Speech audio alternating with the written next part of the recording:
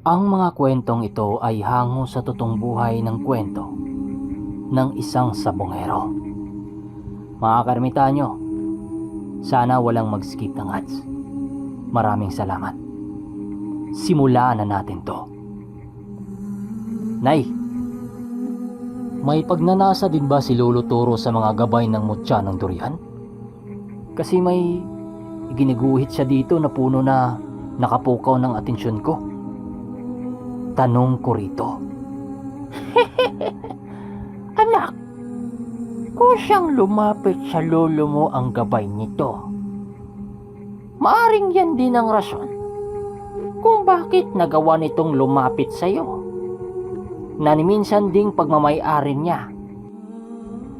Ang bertudis na nagsisilbing apoy na pinasa sa iyo ng iyong lolo na siyang dahilan para ikaw ay kapitan ng dayo at niyang kapangyarihan. Walang makakatalo sa lolo mo noon sa mga nakatakdang laban niya, sa mga sabong noon.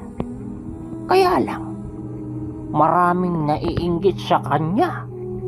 Kaya sinasabi ko sa iyo, mag-iingat ka, sapagkat ikaw na ang nangangalaga sa mutya ng durian.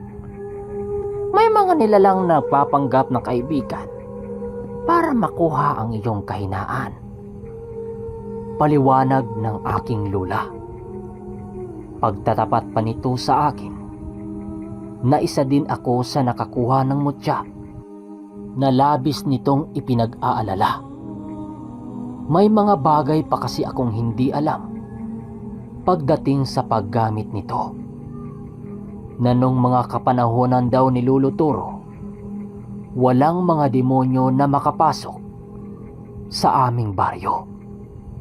Kilala ito sa aming lugar, lalo na ang pagsapit ng kapistahan kung saan magaganap ang matinding labanan ng sabong at tagisan ng mga karga. Matapos kong marinig ang kwento ng aking lula, agad ko rin namang ipinagpatuloy ang pagbuklat sa libro ni Lolo Toro.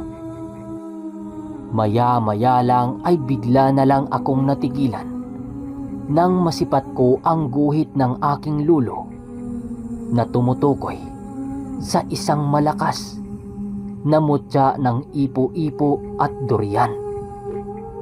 Halos nanlaki ang mga mata ko noon dahil una ko palang nakakita ng ganong klase ng karga. Magamat guhit lang ang aking nakikita noon, nagdulot pa rin ito sa akin ng takot at pagkamangha. Ang paglipas ng oras para sa akin ay napakatagal dahil minu-minuto inuulit ko ang bawat pahina ng libro na aking binabasa. Napabayaan ko man noon ang ilang trabaho. Nakaraos naman ako dahil sa kakarampot kong napanalunan sa mga manok. Sa pagsapit noon ng araw ng Sabado, doon ko na nga natapos ang aking pananaliksik. Sinasanay ko na ang aking mga panlabang tandang upang pagdating ng Linggo, magiging kondisyon ang mga ito. Sa ibang araw nag-aaral ako ng mga lihim na karunungan at sa araw ng Linggo, dumadayo kami ng sabong. Pinapakain ko rin ito ng mga sariwang prutas ang mga alaga ko upang sa gayoy maging maliksi at malakas ang pangangatawan nito sa bawat pagsasanay ko sa mga tandang ko. Puno ng determinasyon at pag-asang manalo para may makakain kami ng aking lula. Nagkataon kasing dumating ang El Nino noon sa buong Pilipinas, kaya halos lahat ng mga pananim nalalanta at namamatay. At ang hirap pa dito, halos hindi tumutubo ang mga pananim dahil sa tigas ng lupa. Halos wala ring magpapasok ng trabaho noon dahil sa init ng panahon. Ang inaasahan ko lang talaga noon ay ang manalo sa bawat laban ng mga manok ko. Dahil araw ng Sabado yon, wala pang sabong. Nakita ko ang aking lula na sinulok ang panghuling bigas sa aming lata ng biskwit. Kaya naghanap ako ng paraan para meron kaming masasaing mamayang gabi. Habang nasa kulungan ako ng mga manok, tinititigan ko ang mga alaga ko.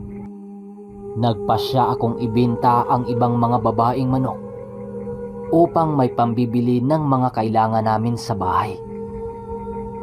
Habang dumaan ako sa bakuran dala ang manok, nagpaalam ako sa lula ko para pumunta ng baryo para ipagbibili ang hawak ko. Ngumiti lang naman ang aking lula habang nagwawalis. Pagdating ko sa sentro ng baryo, nasipat ko ang dating kaibigan ng lulo ko na isang mayamang negosyante. Inaalok ako nito ng trabaho, subalit tumanggi muna ako dahil sa mga gawain ko sa aming bahay. Hanggang kinabukasan, araw na ngayon ng linggo, maaga pa akong tumungo sa tambayan para puntahan yung mga kaibigan ko. Dala ko noon ang isang manok kong alimbuyugin para isabak sa laban.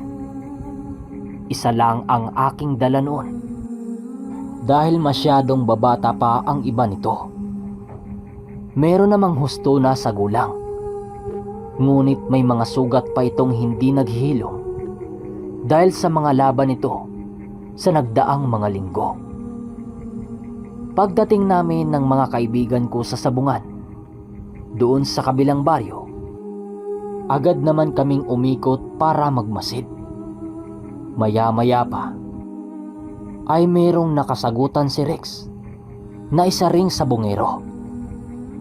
Maya-maya lang, nagkasahan ang mga ito na maglaban sa kanilang mga manok. May katalasan ding magsalita yung lalaki. Subalit nang maglaban na sa ruweda ang mga manok, sa kasamaang palad, bagamat nakauna ang tandang niya, ay natalo pa rin ang kaibigan ko. Nasaksihan ko ang laban na yon na meron akong nararamdamang kakaiba. Sabi ko sa aking sarili, hindi normal na sabungero ang nakaharap ng mga kaibigan ko. Dahil kitang-kita ko kasi na tinamaan ito ng 2 beses. Subalit nang magmasid ako sa manok ng kalaban, wala man lang itong gasgas. Dahil sa normal lang naman na gumanti, muling kumasa ang aking mga kaibigan. Laban pa rin sa mga dayo din. Tuper, pare, sigurado kang yun pa rin nakalaban ni Rex ang kakasahan mo? Hindi basta-basta ang mga panabong nun. Wika ko sa kaibigan ko. Oo pre, yun pa rin. Wala namang nakakatakot dun eh. Hayaan mo na. Makakaganti rin tayo doon. Sagot nito sa akin. Maya-maya pa, kaagad na ngang nilagyan ng mga kaibigan ko ng tari yung manok nila. At habang ginagawa ito ng mga kaibigan ko, pasimple ko namang pinagmasdan ang grupo ng mga kalaban. Nang wala naman akong nakitang kakaiba, hanggang matapos ang pagtatari, agad akong bumalik sa aking mga kaibigan. At ang bungad ko dito, pre, pwede bang ako na lang ang magbibitaw sa ruweda? Ikaw na ang alalay sa akin. Wika ko paglapit ko. Nang sumagot ito ng Naku naman oh, ako na nga. Ikaw lang mag-i-enjoy dito eh, at saka may manok ka naman eh. Ikaw rin naman ang magbibitaw nun. Sagot nito habang nakangisi, at tumawa lang din naman ako. Pagkatapos ng pagtatari, ay agad na kaming pumesto para panoorin ang laban. Si Rex na ang umalalay kay Tuper at habang kami ni Carlo ay inaantay ang laban nila. Maya-maya pa, nakita na namin yung mga kalaban na papasok na ito sa ruwedang gawa sa kawayan. At habang pinagmasdan ko ang lalaki, ramdam ko ang kakaibang aura nito. Isa itong itim na aura na nagpapahiwatig na galing sa kadiliman ang gamit nito. Maya-maya pa ay lumapit yung lalaking kalaban at bumulong sa sentensyador. Parang may sinasabi ito na ayaw marinig ng iba. Mas lalong lumakas ang kutob ko nang ipakita yon ng lalaki. Hanggang sa binitawan na ang mga manok. Nakangisi ang lalaki habang nakatingin kay Tuper na para bang natutuwa ito sa muling pagharap nila. Pagbitaw sa mga tandang ay pumadyak sa lupa yung kalaban habang bumubuka-buka yung bibig. Indikasyong may binitawan itong mga dasal. Habang papalapit ito sa pambato ni Tuper, tila ba hindi ito napapansin ng kanyang manok ang papalapit na kalaban, hanggang sa harap-harapan itong umatake at kaagad tumama yung tari nito. Dahil sa mga nangyari, animoy nagulat pa yung panabong ng mga kaibigan ko. Napatalon ito, subalit tumagas na yung tama nito. Tila ba doon palang nakita ng pambato ng kanyang kaharap ng manok ng kaibigan ko. Alam kong ginamitan ito ng sabulag ng kalaban upang lumamang sa laban. Dahil sa medyo kagandahan rin ang mga alaga ng kaibigan ko, kagad itong nakahawak at gumanti ng matindi. Alam nilang maraming bisis itong nakatama, ngunit humandusay na lang ang kanilang tandang dahil naunahan ito kanina na hindi nakikita. Dumura pa ang lalaki sa nakahandusay na kanilang pambato na para bang nang iinsulto. Wala nang nagawa ang aking mga kaibigan dahil talo naman talaga sila. Paglabas nito ng ruweda, kitang-kita ko ang lungkot sa mga mata nito. Ang pagnanais nilang makaganti ay nauwi na naman sa kabiguan. Chris, wala talaga. Naunahan yung pambato natin. Sipin mo, parang nawala ng alerto yung pambato natin. Bungad na wika nito sa akin. Ganon talaga pre ang laban. At ilalaban ko na rin itong tandang ko para patas tayo. Labanan natin ulit yung mga misteryosong lalaki na yun. At kayo na ang lumapit sa kanya at ako ang magtatari. Oh? Oh sige, pero mukhang wala talaga tayong pag-asang manalo sa mga yun eh. Sagot nito. Sige na, ako nang bahala. At pagkatapos niyong kumasa, dalhin niyo ulit rito yung tandang. At yun na nga. Muli silang lumapit sa grupo. At nang makita ito ng grupo, bakas sa mukha nito ang labis na kasiyahan nang malaman nilang riribansa pa rin kami. At matapos ang kaganapan, nakabalik na nga ang mga kaibigan ko. Makalipas ang ilang mga minuto, nasa ruweda na kami. Ramdam na ramdam ko ang presensya ng lalaki, pero hindi ito nakahalata sa akin. Dahil sa mutyang nakapaloob sa akin na kayang magbalat kayo sa gitna ng harapan. Paglitaw ng mga dasal sa isipan ko, kaagad ko itong inusal. 3 usa lang yon na lumitaw. Maya-maya pa Nagkaharap na nga kami nung lalaki. Bitbit ang mga panabong namin. Umiling-iling pa yung lalaki habang nakangisi na para bang walang pag-asa ang manok ko laban sa kanila. Isa ka rin ba sa mga kasama ng dalawa? Wika nito. Pero hindi ko ito pinansin dahil alam kong nililin lang ako nito para mawala ako sa konsentrasyon. Maya-maya lang, ipinag-uutos ng taga-karyo na ilapag na ang mga manok. Distansya ang dalawang maglaban. Utos na rin ng namamahala sa sabungan. At ilang segundo ang lumipas, nararamdaman ko na ang pinakawalang sabulag ng may-ari ng manok ng kalaban. Kaagad itong bumalot sa paligid na siyang ikinatakot ko.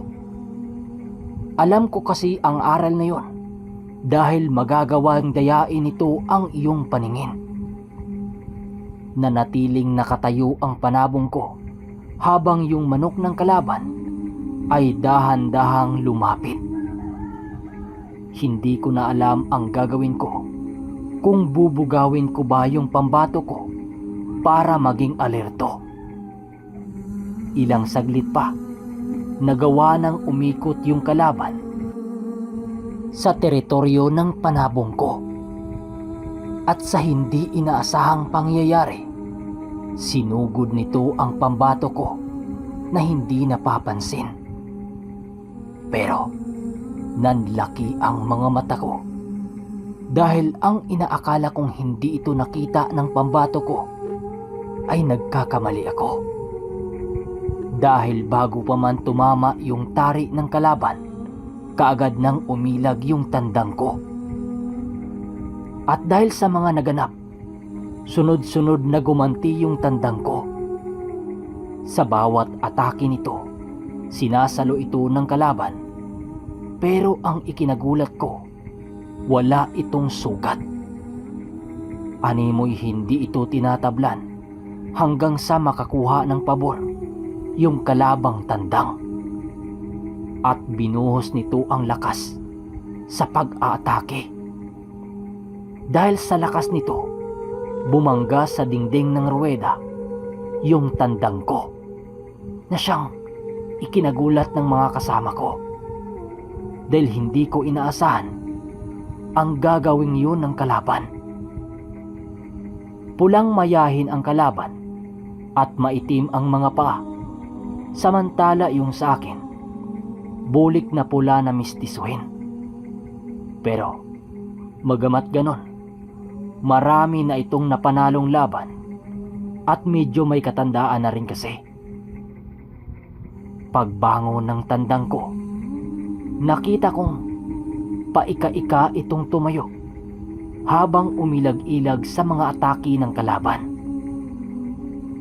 Dahil sa mga nakita ko, alam kong nabalian ito o tinamaan sa hita. Kahit hirap na ang aking bulik, gumagawa pa rin ito ng paraan para umatake. Ang kaso nga lang, nililiparan-liparan lang ito ng kalaban at hindi man lang nakatama. Hanggang sa biglang lumipad yung tandang sa kalaban at lumatay sa likod ng tandang ko yung mga atake nito. Ang sabi ko sa aking sarili, mukhang malabo na kaming mananalo at talagang matatalo na kami ng mga oras na yon. Pero ang ipinagtataka ko, ilang ulit man itong tinamaan, tila ba hindi bumabaon yung tari ng kalaban. Gawa ng buhay pa ito. Kaya may kunting pag-asa pa kami para maipatas ang laban. Pero napadapa na lang sa lupa si Bulik dahil sa mga tama nito sa katawan. Habang yung kalaban nakatayo na lang dahil sa pagod sa kakaatake nito. Bahagya kong nilapitan ang tandang ko sa huling pagkakataon. at umikot ako sa kabilang parte kung saan nakapwesto ang kalaban. Pag-ikot ko doon, ay biglang tumayo ang tandang ko at pumapagaspas ng kanyang mga pakpak na para bang bago lang itong inilapag sa lupa. Nagulat ako habang tinititigan yung tandang ko. Napalingon ako sa mga kasama, gawa ng maging ako nagtataka. Nang akmang kakaryuhin ito, ay biglang nagpupumiglas si Bulik, kaya hindi nadakip ng taga-karyo. Dahil hawak na nito ang mayahin, muli itong inilapag na lang. Paglapag nito, ay kaagad itong tinalunan ni Bulik. At walang ano-ano, ay walang habas na pinaulana ng atake. Nanlaki ang mga mata ng kalaban na may-ari ng manok, dahil tila ba dalawa ang buhay ng aking tandang. Habang binabambu ito ni Bulik, kitang-kita ko ang bawat pagbao ng tari na pagmamay-ari ng lulo kong yumao. Samantalang kanina, animoy hindi tinatablan yung kalaban. Ilang saglit pa ang lumipas, idiniklarang panalo kami ng mga oras na yon. Gawa ng hindi na gumalaw yung kalaban. Pero paglabas namin ng ruweda, lahat kami nagulat dahil ni isang galos ng tandang wala kaming nakita. Chris, ano ba tong manok mo? Ni sa demonyo yata. Walang sugat, paano nangyari yun? Bungad na wika ni Rex. Kakaibang tandang to, pare. Akala nga namin puro sugat ang katawan nito kung manalo man. Pero tingnan mo, animoy walang nangyari. Maging ako, pre, nagulat din sa pinamalas ni Bulik. Sagot ko naman sa mga kasama ko. Ngayon lang ako nakakita ng tandang sa labang nasawi at muling nabuhay. Sabat naman ng isa naming kaibigan na si Carlo. Para sa akin, nasumpa yata ang kalaban natin nung umikot ako sa kabila. Teka nga, oo nga no, doon nabuhay itong si Bulik. Muling wika ng mga kasama ko. Habang papauwi kami, panay ang aming kwentuhan sa mga nagaganap. Napauwi kami ng maaga dahil wala na kaming mailaban. Magaman walang sugat si Bulik, ay hindi namin ito inilaban. Gawa ng hindi pa rin kami makapaniwala. Dumiretso kami sa tambayan at doon namin napagpasyahang lutuin yung bihag. Pre, masarap ito sa adobong gata. Ano, ako na ba ang magluluto o itong si Carlo na lang? Wika ni Tuper. Aba, ikaw na lang, Tuper. Ikaw ang may magandang timplada sa grupo natin. Baka mamaya masobrahan ko yan sa alat, sisisihin nyo pa ako. Ako na lang ang kukuha ng tuba ng ibyok sa lulo ko. Sagot naman ni Carlo. Habang tinatanggal ko ng laman loob yung bihag, ay nakikinig lang naman ako sa mga kaibigan ko. Makalipas ang ilang mga minuto, dumating na si Rex. Oh, andito na pala si Rex oh. Saan na naman kaya ito nakadikwat ng sili? Oh pre, ito na ang sili. Isinama ko na yung dahon para mas malasa yung lulutuin natin. Uy, tika! Ano yung nasa loob ng damit mo? Yan na ba yung nyug na panggata natin? Hindi! Hilaw na papaya ito. Pambihira ka naman, Rex, oh. Nagnakaw ka na nga ng sili at isinama mo pa yung dahon. Kumuha ka pa ng papayang hilaw. Huwag na nga kayong daming satsat dyan. Hinihintay ko pa nga makaalis sa bakuran si Mang Maria para makakuha ko nito. Bibigyan na lang natin siya ng adobong manok para hindi magalit na nawala yung papaya niya sa bakuran. Napailing na lang ako sa mga kasama ko dahil sa mga kalukuhan nitong taglay, lalong-lalo na yung si Rex. Sa buo kasi naming magkakaibigan, ito ang hindi maubusan ng kalukuhan. May pagkakataon pa ngang nakaabot ng sabungan itong si Tuper kasama namin na may dalang hibla ng plastik na sinisiksik sa likuran, at syempre kagagawan ito ni Rex. At sa bawat madadaanan namin ay ngumingisi na lamang ang mga tao na walang dahilan. Pero yun ang akala nitong si Tuper. Saka na lang niya napansin yung hibla ng plastik na nasa likuran niya sa loob na siya ng sabungan. Pero kahit ganon ang aming mga kaibigan, masaya pa rin namang kasama ang mga ito.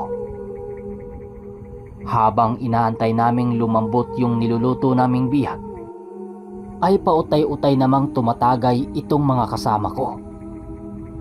Umiinom naman ako pero konti-konti lang. Hindi kagaya nila na talagang ang lakas uminom ng tuba. At habang tumatagay kami, napagtripan na naman itong si Rex yung mga panabong ng lolo niya at sa kanyang mga magulang. Grabe, ang tagal palang lumambot ng bihag na palaban. Mag-isang oras na yan ang tagal ah. Bulong ni Tuper. Chris, hawakan mo nga itong isa. Paglalabanin natin. Wika ni Rex paglapit nito sa amin. Pre, baka pagalitan tayo ng mama mo dyan ha. Baka kasi mapilay yung isa ang laki-laki niyan. Hayaan mo na. Pag mapilay, edi mas marami tayong pupulutan sa tuba. Napatawa na lang kami nang makita si Rex dahil dala nito ang isang panabong at yung kaber na manok. Alam nyo naman kung gaano kalaki yung mga kaber, di ba? Habang naglalaban ang mga ito, ay panay naman ang tawa namin. Hanggang sa dumating si Aling Ros na galit kay Rex, at ito yung mama niya. Nagkukunwari na lang akong sinasandok-sandok yung niluluto namin para hindi mapasama sa galit ni Aling Ros. Makalipas ang ilang mga minuto, sabay na nga naming nilantakan yung kalahati ng niluluto namin. Hanggang sa mag-inuman kami pagkalipas ng mga minuto. At sa pagpapatuloy ng kwento ay ang mangyayari sa pag-aaral nitong si Chris sa mga karunungang taglay na kanyang tinatahak. So mga karmitanyo, ang masasabi ko lang sa kwento na ito ay napakasulit para sa mga sabongero nating mga listener dyan. Ang tindi ng sabong nila, no? Dahil gumagamit ng mga lihim na karunungan gaya ng mga manggagamot. Pero ang kakaiba lang ginagamit nila sa mga ganitong gawain. Tsaka hindi rin basta-basta yung nakalaban niya. Tsaka yung umikot siya sa kabilang parte ng kalaban. Parang nasumpa niya yata yung salamangka nun, di ba? Yung biglang nabuhay yung manok niya. Tapos parang hindi tinatablan yung kalaban. Pero yung umikot siya sa kabilang banda, aba, nabuhay yung manok niya, di ba? Tapos kada palo ng kanyang alaga, talagang sapol. O di ba? Anong sa isip nyo? Salamangka nga ba ang kagagawa nun? O talagang nagkatao na muling nabuhay yung manok o nagpapahinga lang? Kayo, ano ang masasabi nyo sa kwento? Comment nyo sa baba at punta tayo sa shoutout. Maraming salamat. Una sa ating listahan kay Singson123. Shoutout kay Rinaldo Maxion from Barangay Ormoc City. Shoutout kay Sherwen Nolfindo from Dumaguete. Galing kay Elena Palumo. Shoutout daw kay Raymond Mantalaba at Sian Mantalaba from Santa Rosa, Laguna. Shoutout kay Felix Abiog from Batasan Hills, Quezon City. Galing kay Rilan Aman. Shoutout nga sa magulang niya sa Bugo City. Shoutout kay Albert Baliho from Lapu-Lapu City. Galing kay Karen Francisco, shoutout niya sa asawa niya na si Weres Francisco. Shoutout kay Liana Rigpama, Marlo de la Cruz, Victor Asyong from Calawis, Antipolo City, shoutout sa'yo. Galing kay User, shoutout daw siya kay Sinadin, Ronilio Franco, at sa ating panghuli. Galing kay Rizaldo Caparino, shoutout kay Nilita Bartolata sa General Trias, Cavite City. Maraming salamat sa pakikinig. Hanggang sa susunod na kwento.